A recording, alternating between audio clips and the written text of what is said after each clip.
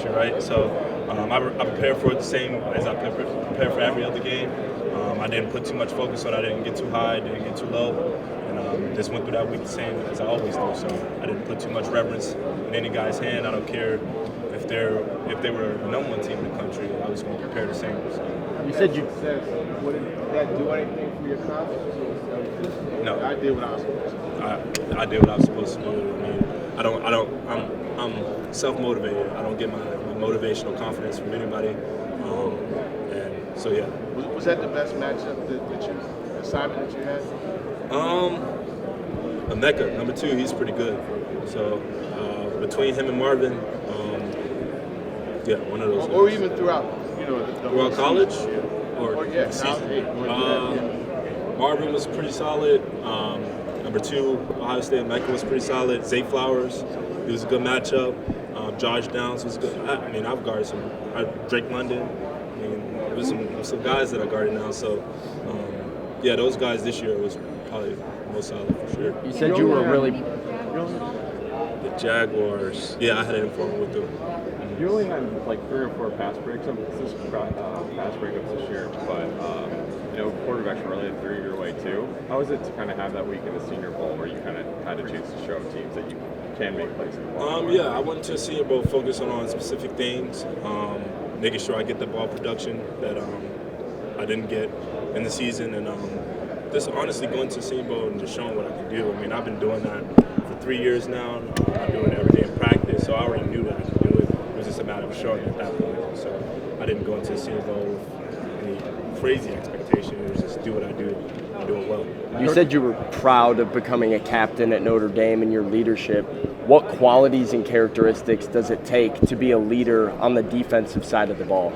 I think I slept on trait is building relationships, and that was one big thing that I did at Notre Dame, especially this past year with the younger guys.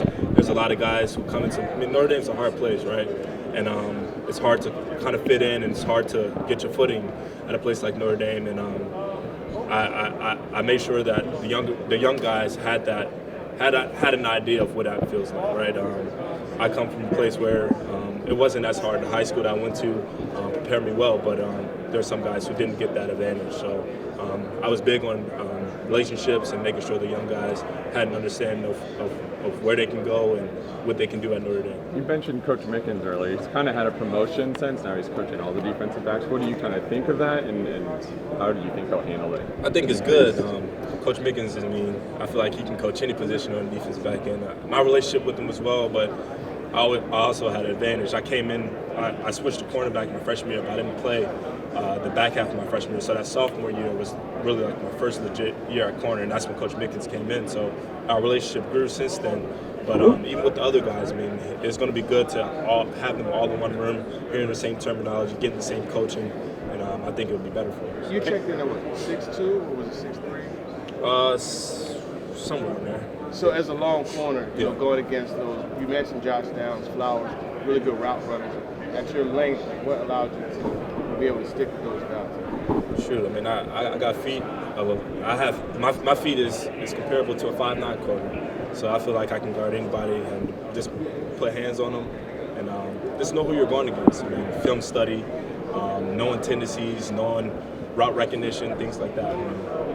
Was there something physically you did to develop that footwork? No, I think I always had it. It just came. I play receiver, so I had to run every route. So yeah. Last question. Can you talk a little bit about your transition from receiver and just how that's helped you, become a transition from what? From receiver, okay. And how that's helped you in your transition to cornerback in college? Like I said, being able to run every route and it's mimic on the back end and just an opposite, obviously. And then, like I said, I played defensive back my entire life, so it wasn't a crazy transition. It's more so just learning the position intellectually.